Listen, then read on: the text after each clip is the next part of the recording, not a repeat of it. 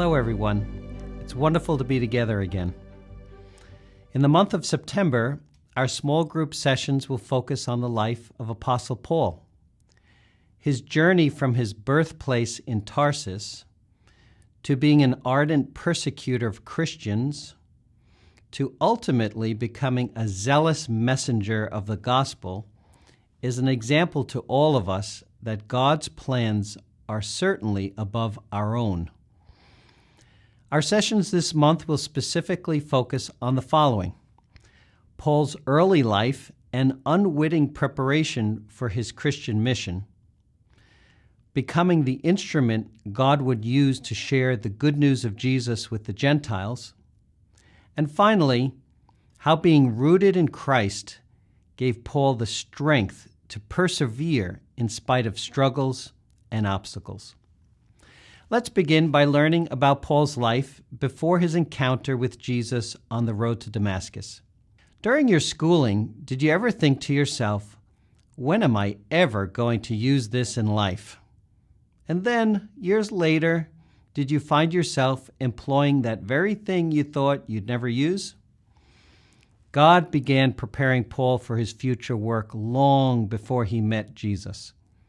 We can learn about Paul's early life from his words written down for us in the book of Acts and in his own letters. In Acts 22, verse 3, Paul, speaking in the Hebrew language, confirmed his Jewish heritage, saying, "I am indeed a Jew, born in Tarsus of Cilicia, but brought up in this city at the feet of Gamaliel, taught according to the strictness of our father's law, and was zealous toward God as you are all today." We get an even clearer picture of his upbringing as a Jew and his devotion to Mosaic law in Philippians 3, verses 4 to 6.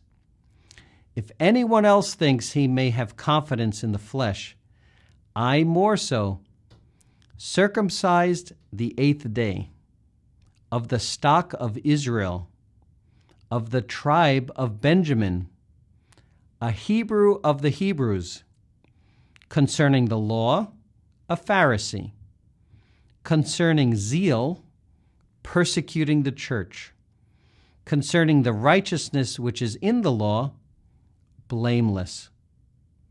In addition to being a Jew, Paul was also a Roman citizen, which he told the centurion in Acts, the 22nd chapter, 25th verse. And as they bound him with thongs, Paul said to the centurion who stood by, "Is it lawful for you to scourge a man who is a Roman and uncondemned?" And to round out our picture of Paul, we learn from Acts 18, verses 1 to 3, that Paul also knew the skill of tent making and could sustain his natural life. What does all of this teach us? God was preparing Paul for his future from his birth. Paul spent his first 13 years of life in the merchant city of Tarsus, which is in modern-day Turkey. Tarsus was a busy metropolis of diverse culture and international commerce, a hub on a trade route that connected cities in the east like Rome to cities in the south. It was here that Paul was introduced to different cultures, learned the skill of tent making, and because of the university housed there, he experienced an academic atmosphere that fueled his desire for learning. Paul was born to Jewish parents and inherited the rights of being a Roman citizen. By the time Paul left to study under Gamaliel in Jerusalem at the age of 13, it is most likely that he had already mastered Jewish history, the poetry of Psalms, and the literature of the prophets. Paul would study under Rabbi Gamaliel for 5 to 6 years and would become a successful lawyer in Jerusalem. As a result of his studies, he was a master of the Jewish law and was knowledgeable in Aramaic, Greek, and Latin. As a Hebrew of Hebrews, a native of Greek culture, and a Roman citizen, he was well connected to the 3 great nationalities of the ancient world. As a Pharisee, Paul was a devoted disciple of God, a firm believer, a committed follower, and a dedicated testifier and teacher of the law as he knew it. All of these things prepared Paul well to fulfill the calling Jesus had for him. His knowledge of different languages would allow him to meet people where they were and speak the gospel to them in a way they could easily understand. His being a Roman citizen gave him the necessary rights to travel freely to the places he learned about from the traders who passed through his hometown. As a tent maker, he could even support his missionary journeys.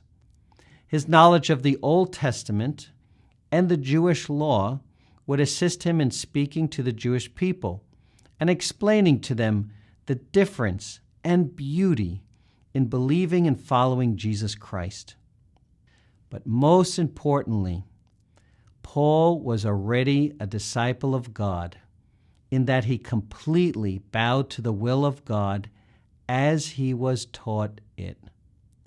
When Jesus showed him the gospel as the will of God, being a true disciple, Paul adjusted to this new understanding. God clearly had a plan for Paul, and he provided him with what was necessary to carry out his mission, even before he was converted to a disciple of the gospel of Christ. God also has a plan for each one of us. It may not be clear to you today what God is preparing you to do in the future, but you can be confident in the knowledge that God has a calling for you just as he did with Paul, and that he will provide you with all that is necessary to carry out that calling. As we reflect on what God is doing in our own lives, we should also be aware and respect that God is also preparing others in their journey. Each one of us has a purpose in God's plan, just as Paul did.